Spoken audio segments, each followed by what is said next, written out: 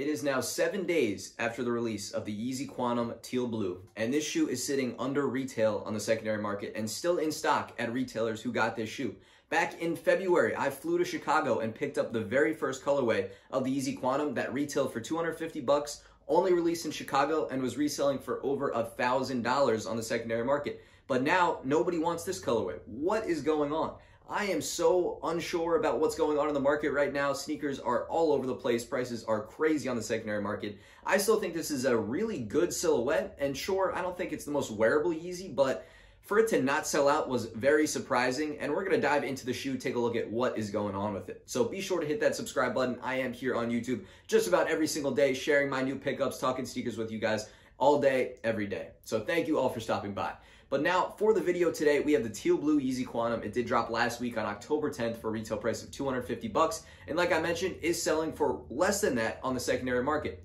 So let's dive in, figure out what's going on with the shoe, take a look at it both up close and on feet. So let's go and get started with the quick facts about the shoe.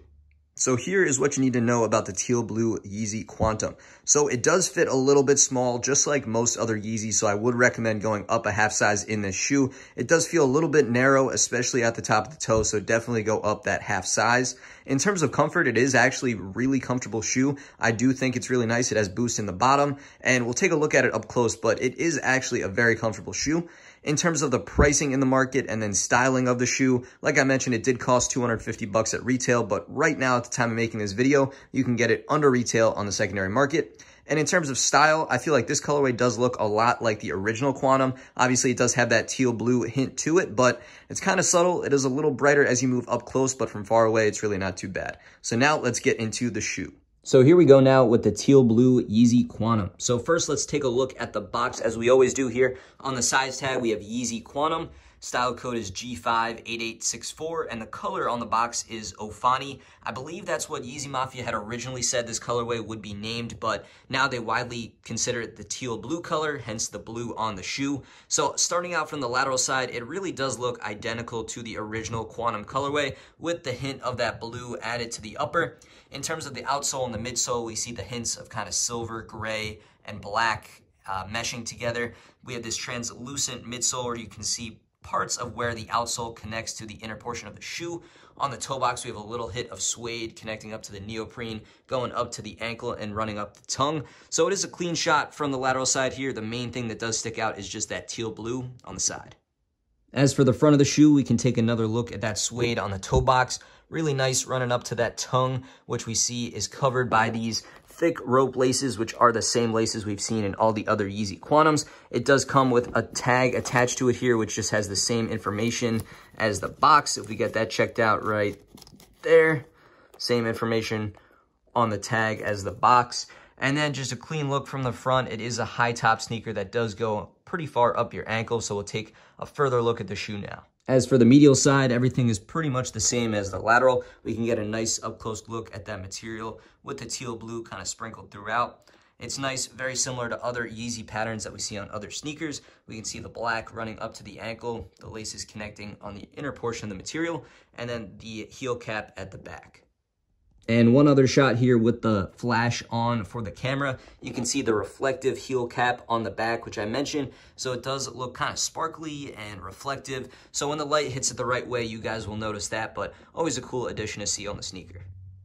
As for the back heel itself now, we can see it's pretty dark in terms of colors. You can just see a little portion of the outsole peeking through. Then we have the black kind of 3M reflective that I mentioned around the heel cap. And then up to the ankle, we see this kind of neoprene, softer material. The ankle is actually pretty flimsy, so you can see I'm bending the materials and not much is happening. So there is a lot of wiggle room up there, but you can tighten the shoe to make it pretty secure.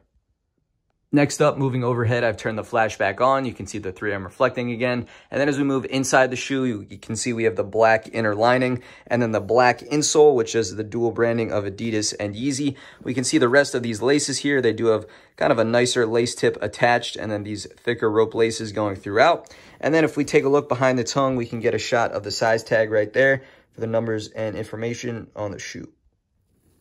And lastly here, we can check out the outsole on the Yeezy Quantum, which is the same as the other ones that we've seen. We have Boost written there in the back with the Boost exposed. We have the traction going all the way up, the Adidas hit in the middle, and nothing else really on the outsole there but a clean look. And finally now we have wrapped up taking an up-close look at the Teal Blue Yeezy Quantum. So now it's time to get these laced up and I'll show you guys what they look like on feet.